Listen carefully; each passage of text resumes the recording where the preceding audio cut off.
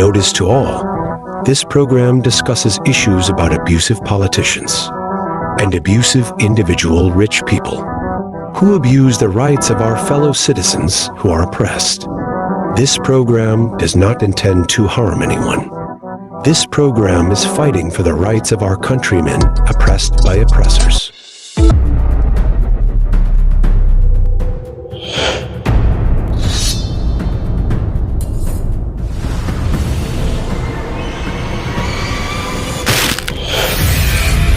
Reaction mo, Birata ko!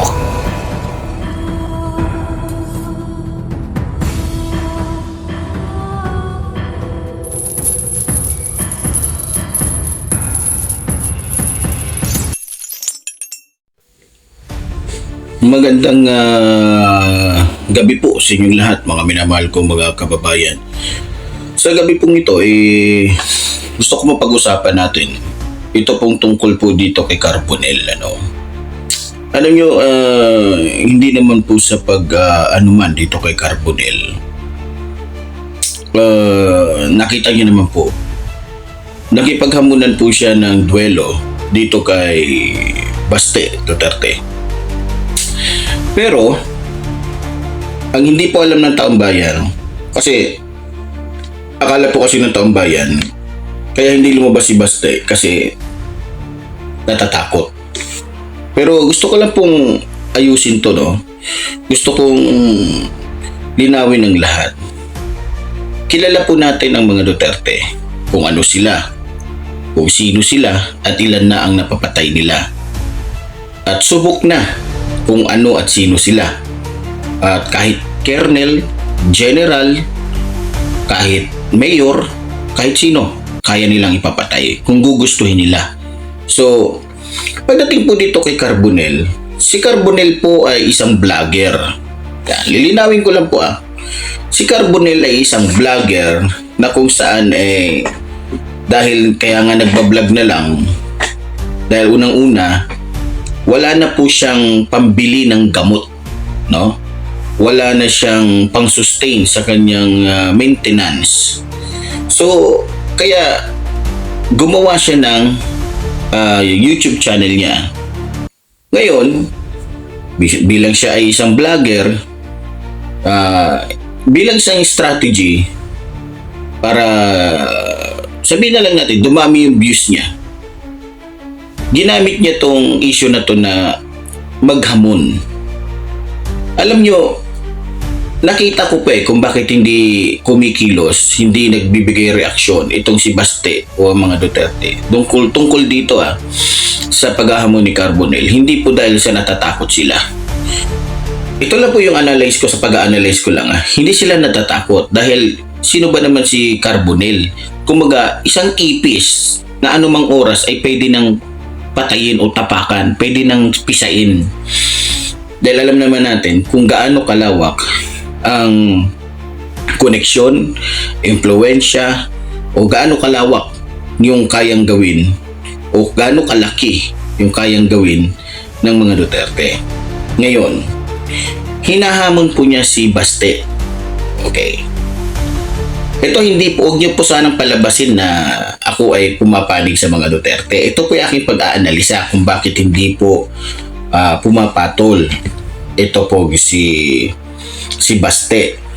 Unang-una, kung ikukumpara natin yung sitwasyon ni Baste Duterte dito kay Carbonell, si Carbonell po ay isang hamak lamang na vlogger. Hindi mayor, hindi congressman, at lalong hindi gobernador. So sa madaling salita, malayo siya sa antas ni Baste. Ngayon, naghahamon siya ng barilan. Ang tanong ganito, yung barilan ba na yan, yung duelo ba na yan na hinihingi ni Carbonell ay magre-resulta ba ng maganda kung isa man sa kanila ang makapatay? Binibigyan ko lang ho kayo ng magandang halimbawa, napatay ni Baste si Carbonell.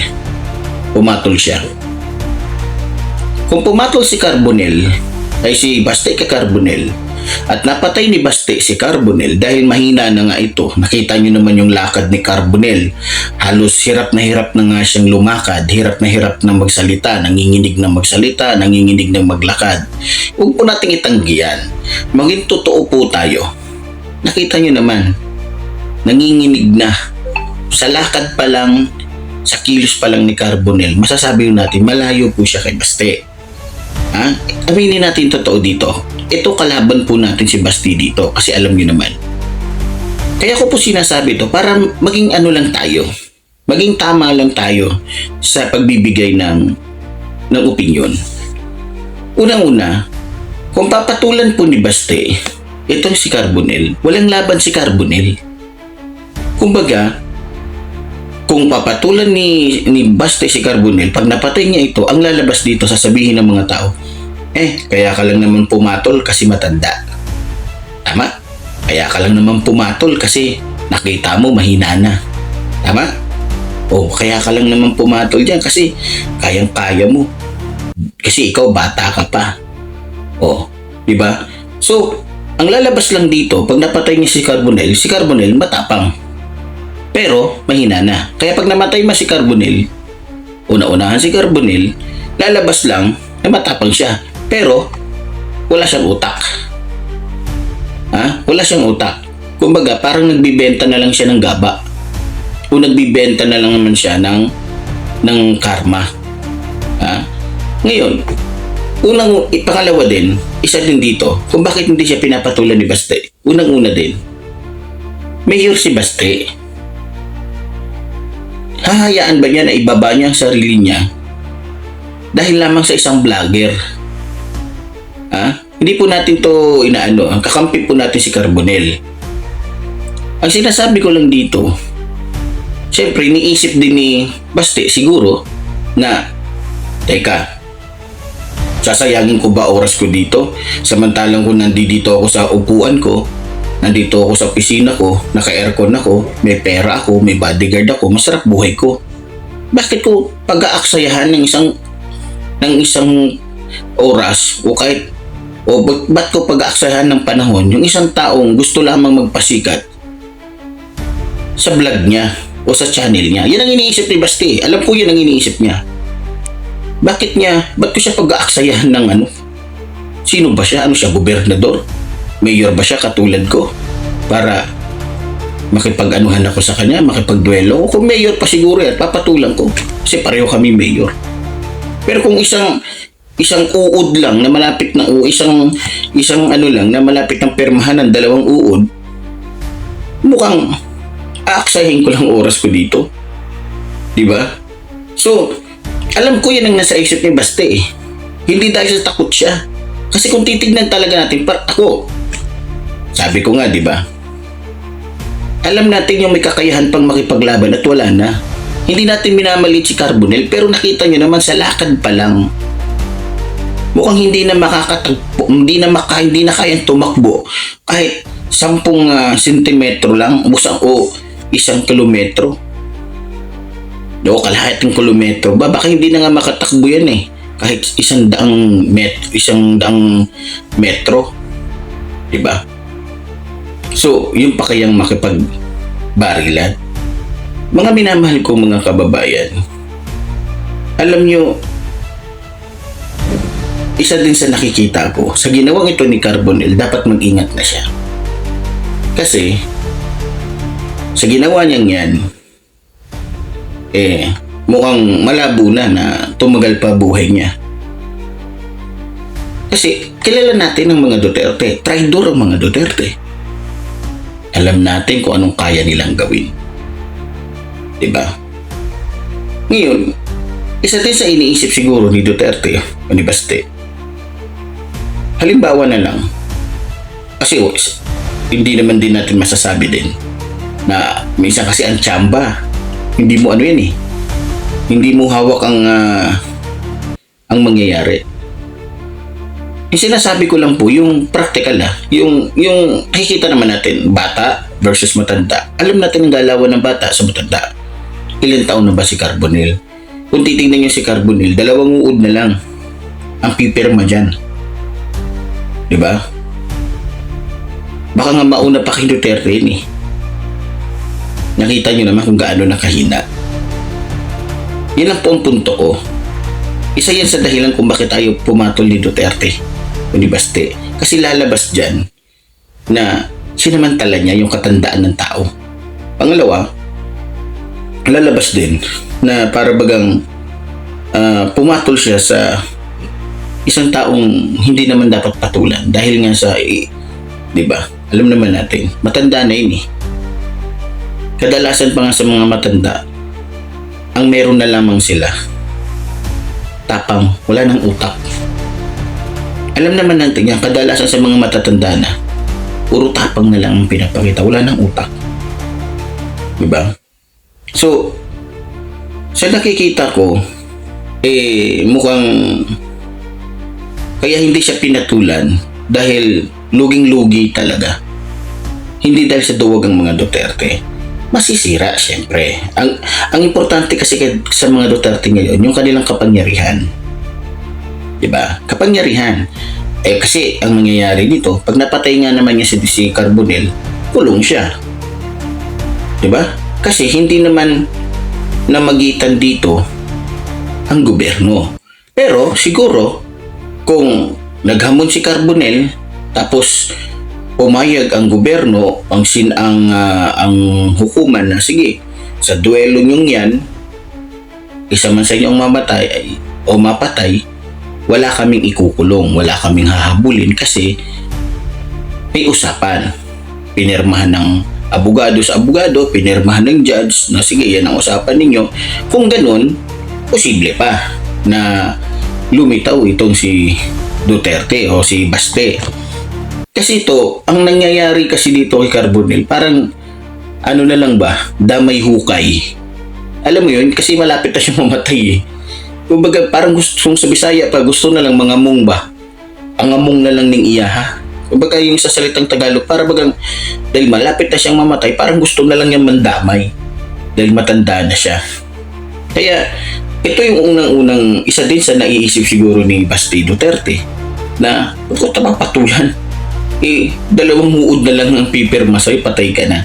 Samantalang ako, bata pa ako, pwede pa akong mabuhay ng 40 years. Pwede pa akong mabuhay ng 30 years. Samantalang ikaw, parang hirap ka nang mabuhay pa ng 2 taon o 1 taon.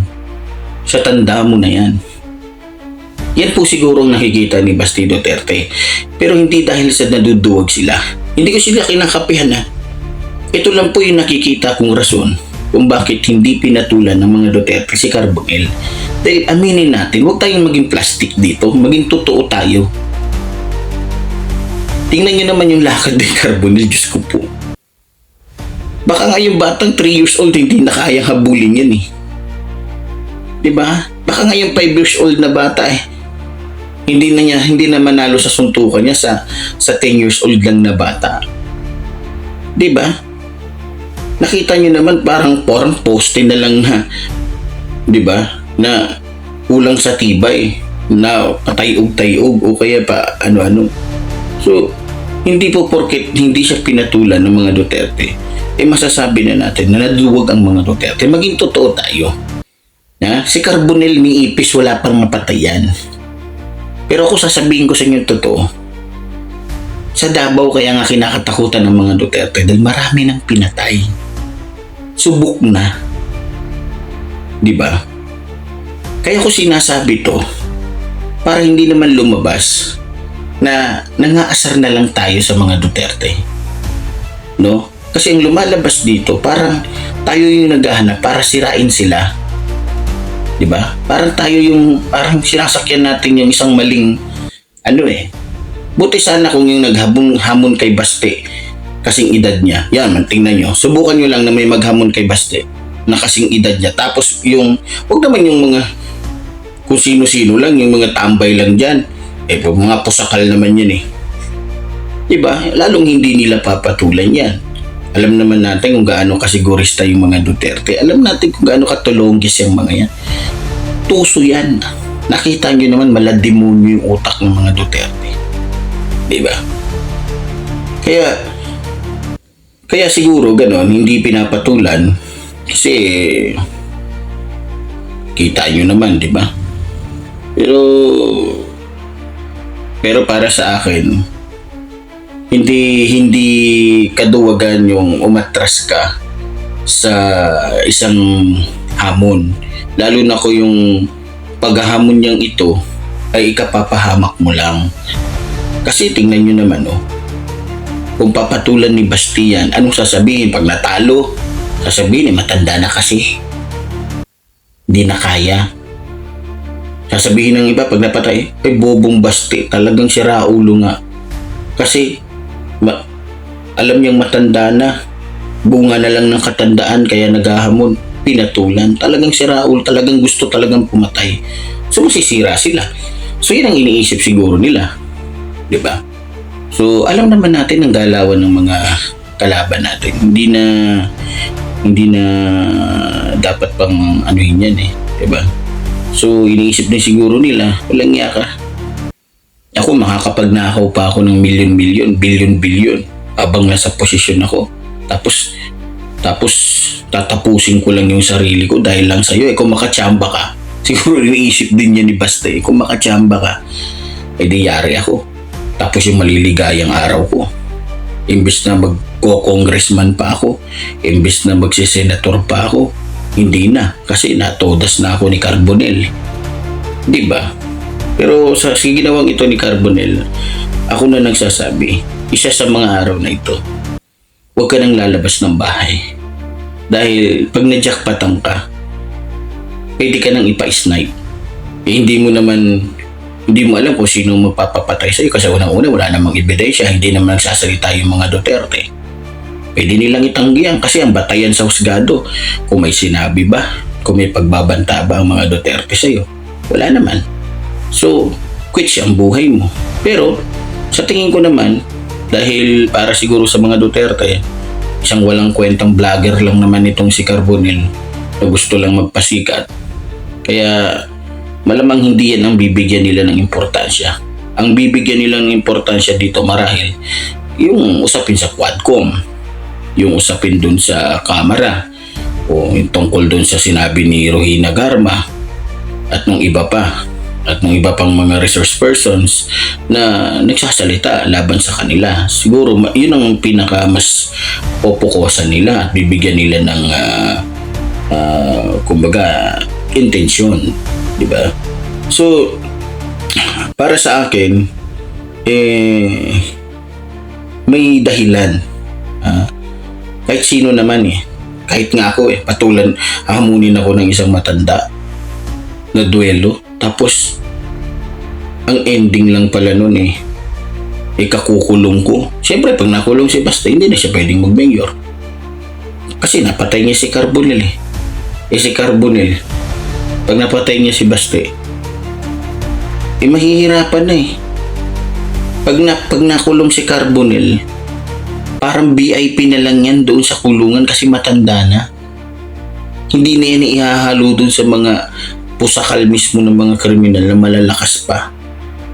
Diba? So, siguro iniisip ni Carbonell, matalino dito si Carbonell kasi naisip ni Carbonell, hindi ako papatulan ni Basta kasi alam niya matanda na ako. Kaya, ang gagawin ko na lang, pasasakayin ko na lang yung mga para kunyari matapang ako para, syempre, para sa channel niya. Yan ang nakikita ko. Diba? Yan lang ang nakikita ko. Kasi alam naman ni Carbonell yan, hindi siya papatulan. Kung magaling talaga si Carbonell mag-isip, magaling siyang mag-analyze, kung hahamunin ko ba yung mga papatulan, ano ba ako, sino ba ako para patulan nila? Ano ba ang ko? Wala diba? Wala siyang pwedeng, walang mawawala sa kanya, sa madaling salita. Walang mawawala sa kanya pag nawala siya. Diba? At wala naman siyang, kumbaga, wala naman siyang kaaanuhan, wala siyang kapapanabikan pag nawala siya. Diba? Hindi katulad ni Basta. Siyempre, magnanakaw to Diba? Gusto pa niya maging congressman, gusto pa niya maging senator, baka gusto pa niya maging senador o baka presidente. Mauudlo. Pag nakachamba ngayon itong diba? Si Tanda. Pero ganoon pa man, okay naman ako sa pinakita niyang katapangan. Pero kahit sino naman Kahit nga siguro sino ang patulan, sino ang hamunin niya. Kahit sino ang hamunin niya, walang papatol. Kasi kahit civilian nga eh, kahit hindi na itong si Baste, hindi siya papatulan kasi walang mangyayari. Buti sana kung magkakapera yung magiging kalaban ni Carbonell. Hindi. O halimbawa, hamunin niya ako hamunin niya. Eh kung pipirma lang yung tapos magkakapera pa ako ba? Baka madaling araw pa lang nandun na ako. Kasi unang-una nakikita ko mabagal ako.